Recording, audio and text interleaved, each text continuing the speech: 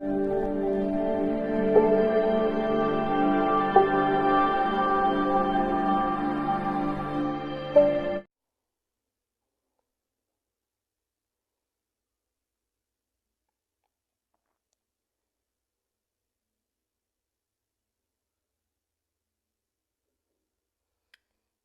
है आप सभी छात्रों का आपके अपने इस चैनल स्टडी विद टाइगर पर। तो जैसा कि आज जो है इस वर्ष का पहला दिन है, 1 जनवरी है, तो इस नए वर्ष पर हम आप सभी को नववर्ष की शुभ मंगल कामनाएं करते हैं आपके लिए और आपके पूरे परिवार वालों को नववर्ष की हार्दिक शुभकामनाएं। इसके साथ हमारे चैनल से जितने भी लोग जुड़े हुए हैं उनको स्पेशली इस नए वर्ष पे ढेरों सारी बधाइयाँ।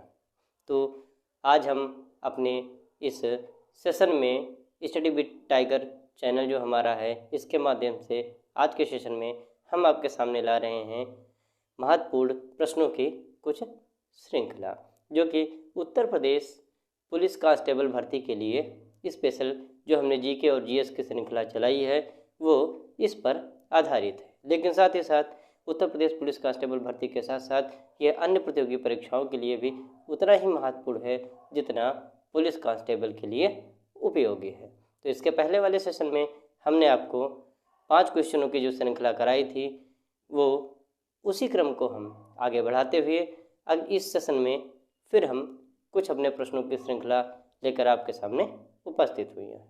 तो आइए देखते हैं प्रश्नों की इस श्रृंखला में आपके लिए महत्वपूर्ण प्रश्न कौन कौन से हैं और उन्हें हम कैसे सॉल्व करें और उनका क्या आंसर होगा। तो सबसे पहले प्रश्नों की इस श्रृंखला में जो हमारा पहला प्रश्न है वो कृषि पर आधारित है। तो पहला जो हमारा प्रश्न है वो यह है कि निम्नलिखित में से किस फसल से तेल तथा रेशा दोनों प्राप्त होता है। निम्नलिखित में से किस फसल से तेल तथा रेशा दोनों प्राप्त होता है। तो पहला विकल्प आपका है वो है सनई, विकल्प बी आपका है जूट, विकल्प सी आपका है सरसों और विकल्प डी आपका है अलसी। इन चारों फसलों में से सनई, जूट और सरसों में से सरसों में तेल मिलता है तो रेशा नहीं मिलता है, जूट में रेशा मिलता है तो तेल नहीं मिलता है, सनई में तेल नहीं मिलता है। लेकिन अलसी जो एक ऐसी फसल है जिसमें तेल तथा रेशा फाइबर दोनों अत्यधिक मात्रा में पाए जाते हैं। अब अगला जो आपका प्रश्न है वो ये है कि निम्नलिखित में से कौन सा जैव अणु एक प्रकार का प्रोटीन है। ये साइंस का क्वेश्चन है।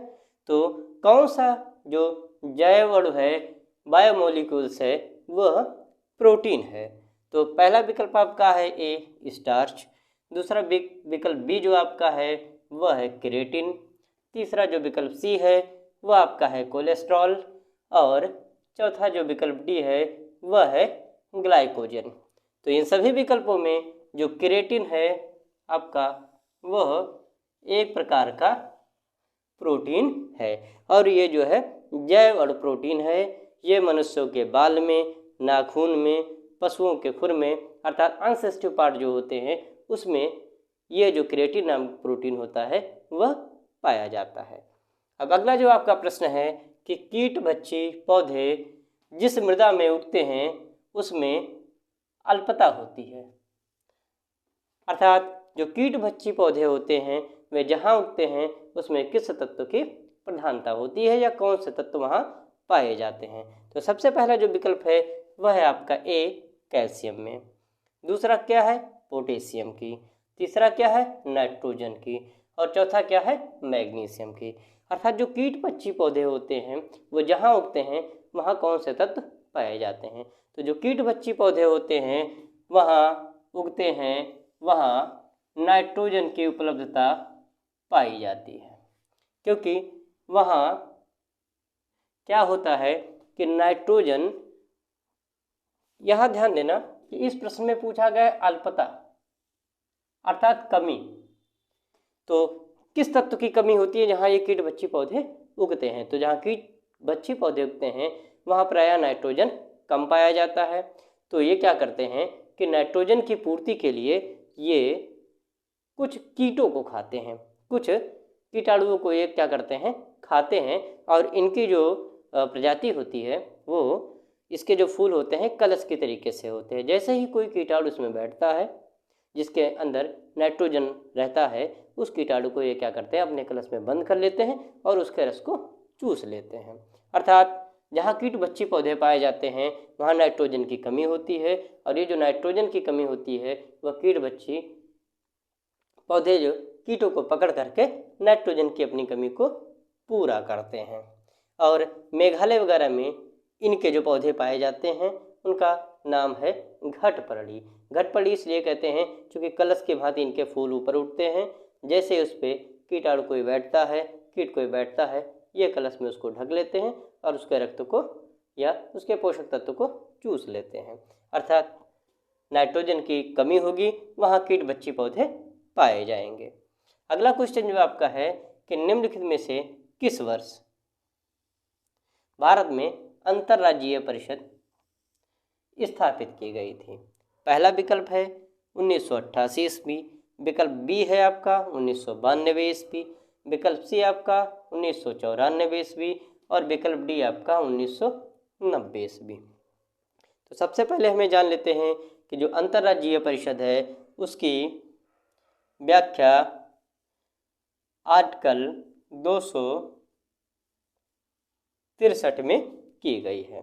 अंतर्राज्यीय परिषद का मतलब यह है कि जहाँ कोई ऐसा विवाद पाया जाता है जो दो राज्यों के मध्य हो, या कोई एक ऐसा मुद्दा है जो दो राज्यों के मध्य संतुलन बनाने से उस मुद्दे का सॉल्यूशन निकल सकता है, तो उसके लिए अंतर्राज्यीय परिषद की स्थापना अनुच्छेद 263 के तहत एक संवैधानिक तरीके से की गई है और इसका गठन राष्ट्रपति के द्वारा होता है। और जो अंतर्राज्यीय परिषद है इसकी स्थापना 28 मई 1990 को की गई थी। किसको?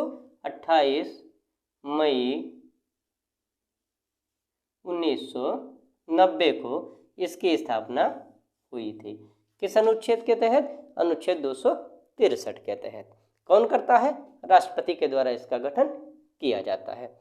अगला जो प्रश्न है कि निम्न में से किसने भारत में हो रही मिशनरी गतिविधियों को आत्मघाती एवं शांति के लिए खतरा बताया था? अर्थात वह ऐसा कौन सा गवर्नर जनरल था जिसने यह बताया था कि जो मिशनरी गतिविधियां भारत में हो रही है, धर्मांतरण कराया जा रहा है, मिशनरी गतिविधियों के द्वारा लोभ देकर, प्रलोभन दे करके वह भारत के जो है अंग्रेजी राज्य के लिए आगे चल करके बहुत बड़ा खतरा हो सकता है। उन विकल्पों में है पहला विकल्प लॉर्ड बेलेजली का, दूसरा लॉर्ड डलहौजी का, तीसरा लॉर्ड विलियम बेंटिंग का, चौथा लॉर्ड कॉर्नवालिस का।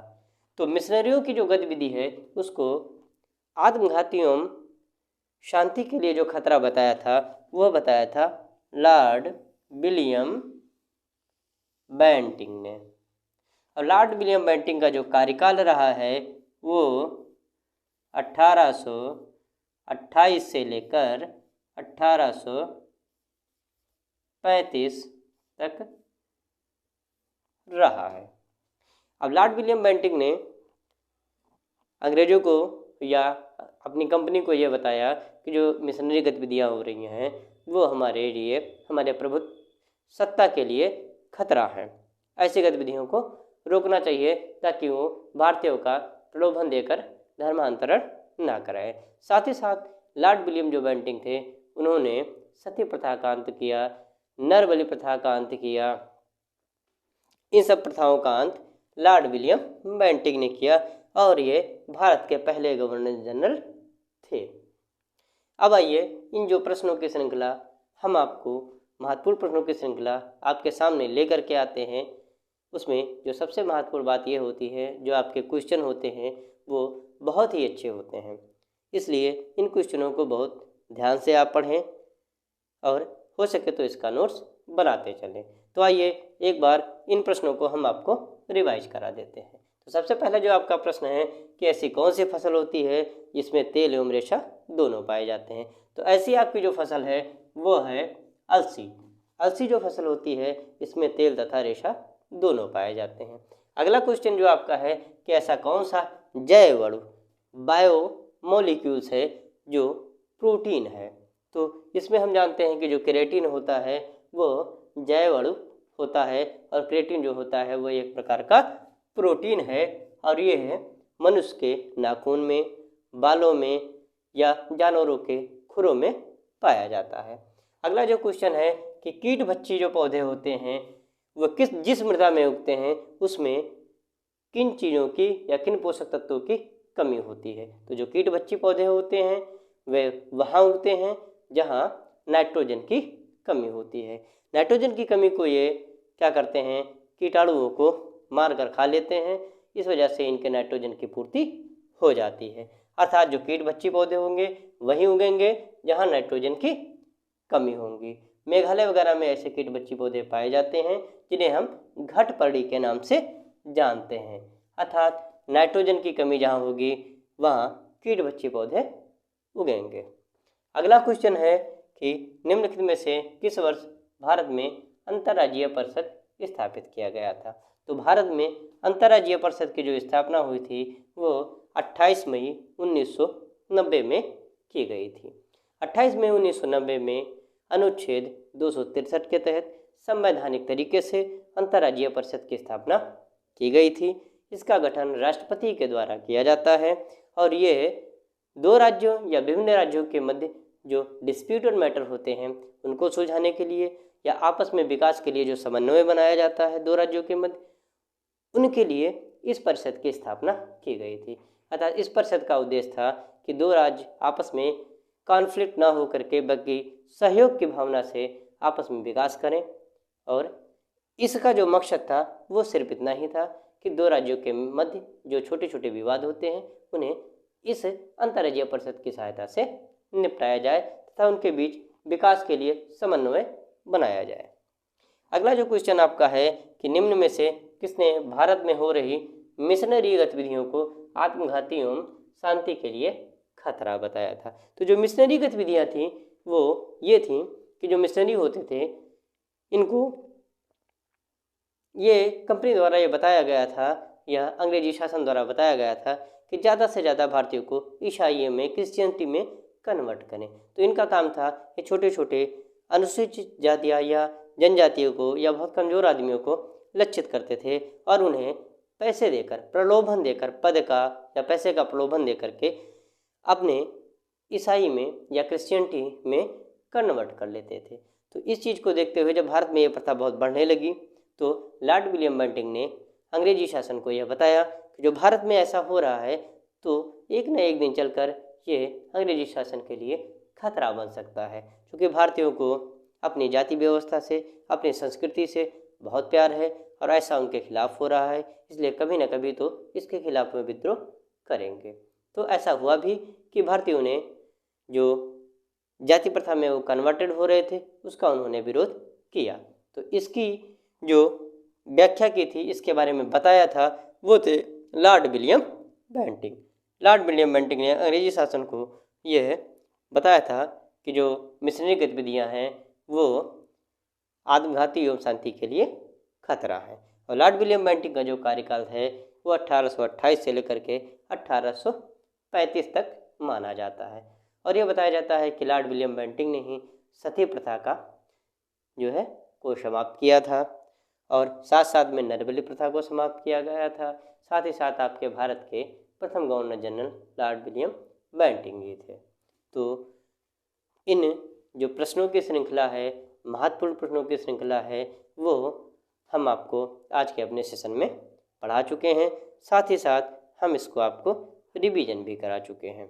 तो आप ऐसे ही हमारे चैनल, अपने चैनल स्टडी विद टाइगर से बने रहिए और ऐसे ही महत्वपूर्ण क्वेश्चन जो कि स्पेशली यूपी कांस्टेबल के लिए हम लेके आए हैं उनके लिए आप लोग पढ़ते रहिए। साथ ही साथ अन्य पदों की परीक्षाओं में भी ये महत्वपूर्ण हैं, उतने ही जितने कि पुलिस कांस्टेबल के लिए। और आपके अपने इस चैनल स्टडी विद टाइगर पे रीजनिंग की क्लासें, हिस्ट्री की क्लासें, साथ साथ कुछ शॉर्ट वीडियो, मैथ वगैरह के और रीजनिंग वगैरह के भी पढ़े हैं। जो भी क्लासें पढ़ी हैं उनके मैटर बहुत अच्छे हैं और बहुत अच्छी तरीके से पढ़ाए गए हैं, तो उनको भी आप पढ़िए। हमारे चैनल को ज़्यादा से ज़्यादा लाइक करें, शेयर करें एवं सब्सक्राइब करें। आप हमसे जुड़े रहिए, हम आप तक बेहतर कंटेंट पहुंचाते रहेंगे। तो इसी के साथ हम अपनी वाणी को विराम देते हैं। साथ ही साथ आशा करते हैं कि आप हमारे चैनल से बने रहेंगे, और अगर आपको लगता है कुछ सुझाव देने की ज़रूरत है तो आप हम कमेंट बॉक्स में जा कर के अपने सुझाव दे सकते हैं। तो इसी के साथ हमारा ये लेक्चर समाप्त होता है, और हम आशा करते हैं कि जो नव वर्ष आपके जीवन में आया हुआ है ये आपको नई सफलता की ऊंचाइयों तक पहुंचाए। आप खुश रहें, मस्त रहें, व्यस्त रहे, आपका परिवार सुरक्षित रहे और आप सुरक्षित रहें। इसी के साथ हम आज के सेशन समाप्त करते हैं और मिलते हैं हम आपसे अगले सेशन में। जय हिंद, जय भारत।